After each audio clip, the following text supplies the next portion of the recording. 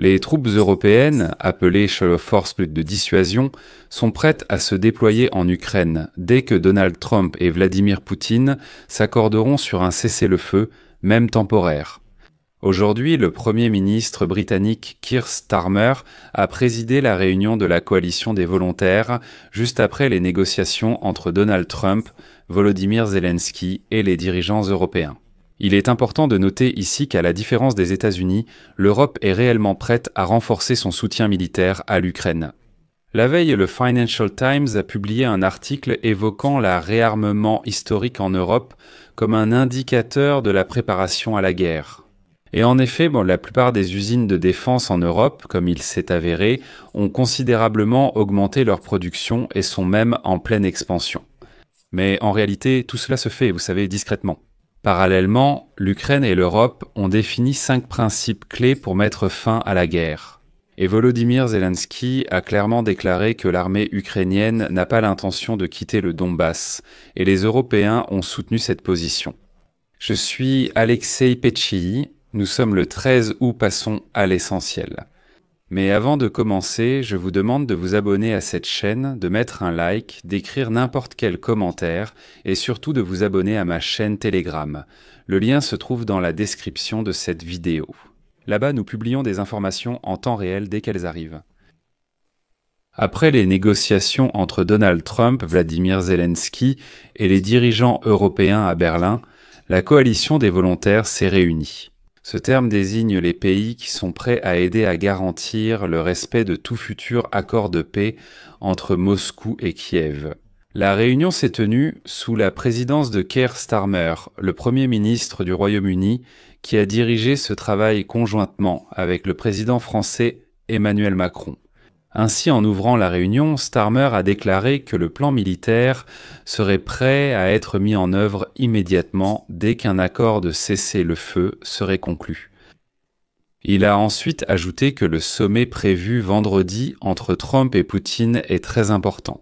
Citation de Keir Starmer, « Ce conflit dure depuis plus de 3 ans sans aucune perspective de solution ou de cessez-le-feu viable. » Nous avons maintenant cette chance grâce au travail du président Trump. Ensuite, Starmer a ajouté que lors de la réunion en Alaska vendredi, il n'y aura aucune limite de garantie. Mais il a déclaré que la coalition des volontaires est prête à déployer des forces de soutien lorsque cela sera nécessaire ou à imposer des sanctions si besoin. Le principal message de Keir Starmer était que, malgré le bruit médiatique, certaines forces de soutien ou de dissuasion, en d'autres termes, des militaires européens, sont prêts à être déployés sur le territoire ukrainien dès qu'un accord de paix sera conclu, ou au moins un cessez-le-feu. Et il est important de noter ici que, selon les informations d'Insider, le principal sujet de la réunion d'aujourd'hui de la coalition des volontaires était précisément que les pays européens doivent convenir de l'envoi réel d'un contingent militaire en Ukraine. Si Donald Trump parvient à s'entendre avec Vladimir Poutine sur un cessez-le-feu en Ukraine. Apparemment, les discussions de Donald Trump avec Volodymyr Zelensky et les dirigeants européens aujourd'hui portaient également sur la question de garantir ce fameux cessez-le-feu. Et Washington insiste sur le fait que c'est précisément l'Europe qui doit garantir tout cela, y compris avec l'aide des forces européennes, si nécessaire. Les dirigeants de l'Union européenne ont déjà réagi publiquement aux discussions d'aujourd'hui avec Volodymyr Zelensky et Donald Trump, à la veille du sommet États-Unis-Russie vendredi. Eh bien, par exemple, le président finlandais Alexander Stubb, proche de Trump, a estimé que les prochains jours et semaines pourraient être décisifs pour la paix en Ukraine. Karolina Wrodzka, conseillère aux affaires étrangères du président polonais, a affirmé que l'Ukraine devait participer à la décision finale sur la guerre. La présidente de la Commission européenne, Ursula von der Leyen, a salué cette excellente décision. Aujourd'hui, l'Europe, les États-Unis et l'OTAN ont uni leurs positions sur l'Ukraine. Nous continuerons à coopérer. Personne ne veut la paix plus que nous, une paix juste et durable. Et vous savez, je vous ai donné toutes ces citations pour que vous compreniez que, publiquement, ce sont justement de telles déclarations alambiquées qui vont être faites maintenant. Comme si nous avons une position unie. Nous sommes pour la paix. Rien sur l'Ukraine sans l'Ukraine. Mais en coulisses, il se passe tout autre chose. Par exemple, aujourd'hui, Volodymyr Zelensky a déclaré que Donald Trump soutient des garanties de sécurité fiables pour l'Ukraine et qu'il est prêt à participer à la fourniture de ces garanties. Citation: « Il doit y avoir des garanties de sécurité, vraiment fiables. Aujourd'hui, le président Trump a exprimé le soutien et la volonté de participation de l'Amérique. » Et ensuite, le chancelier allemand, Friedrich Merz, a déclaré qu'en matière de garanties de sécurité, l'Ukraine devait disposer d'une armée puissante. Selon lui, les détails viendront plus tard. La question des garanties n'a pas été abordée lors de la vidéoconférence avec Donald Trump, bien que des sources de l'Union européenne disent béton qu'elles restent en discussion. Cela sera discuté lors de la réunion de la coalition des volontaires. Donald Trump aurait déclaré: « C'est avant tout une affaire européenne. Discutez-en et informez-moi de la décision. » Selon le chancelier d'Allemagne, avant les négociations entre Donald Trump et Vladimir Poutine, l'Europe avait déjà exposé sa position. Et si nécessaire, des troupes européennes. Et cinquièmement, de larges négociations doivent faire partie d'une stratégie transatlantique commune, fondée sur le soutien à l'Ukraine et la pression sur la Russie. Ensuite, Friedrich Merz a ajouté que si, lors des négociations en Alaska vendredi, il n'y a aucun mouvement du côté russe, les États-Unis et les Européens devront renforcer la pression sur Moscou. Il est également intéressant de noter que Merz a déclaré que l'Europe s'est enfin réveillée et a commencé à agir. Message. Et là, il a fait une référence historique. Selon lui, il est tout à fait approprié que l'appel... La rencontre entre Trump, Zelensky et des dirigeants européens a eu lieu aujourd'hui. Le 13 août, date marquant le début de la construction du mur de Berlin en 1961. Citation. « Maintenant, 64 ans plus tard, nous savons que c'était un symbole de la division européenne et allemande, de la séparation, et nous avons réussi à surmonter cette division.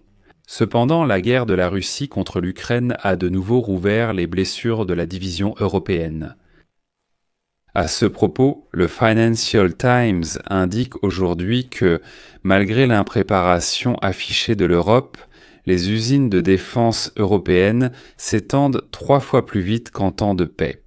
Et comme l'écrit le journal, nous assistons à un réarmement de l'Europe d'une ampleur historique. Le journal a analysé des images satellites de 150 usines européennes appartenant à 37 entreprises de défense. Sur cette première capture d'écran que vous voyez, les usines ayant agrandi leurs installations après l'invasion de l'Ukraine par la Russie sont signalées en jaune. Sur d'autres images, on voit l'expansion des capacités de production de certains géants européens de la défense.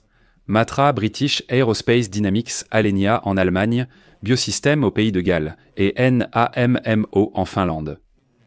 Tout cela témoigne du fait que la renaissance tant attendue de l'industrie de défense européenne grâce aux subventions publiques se matérialise progressivement, non seulement dans les déclarations publiques, mais comme on dit, aussi dans le béton et l'acier. Il est également souligné que l'initiative européenne SAP, lancée en mars 2024, a donné une forte impulsion à l'expansion de la production, en allouant 500 millions d'euros aux entreprises de défense pour leur développement. Cela s'est produit au moment de la première demi-année de blocage de l'aide militaire américaine, lorsque l'armée ukrainienne a connu la plus grande pénurie d'artillerie depuis le début de la guerre à grande échelle. Pendant cette période, l'Europe débloque rapidement 500 millions d'euros et les entreprises de défense commencent à s'étendre rapidement. Et voilà que le Financial Times a constaté une expansion sur au moins 20 sites pour lesquels des fonds ont été alloués en urgence, y compris la construction en général, construction en général, construction, de nouvelles constructions sont apparues. Défense de Grand Ismaili. Avant la guerre à grande échelle de la Russie contre l'Ukraine, ces entreprises fabriquaient 70 000 obus.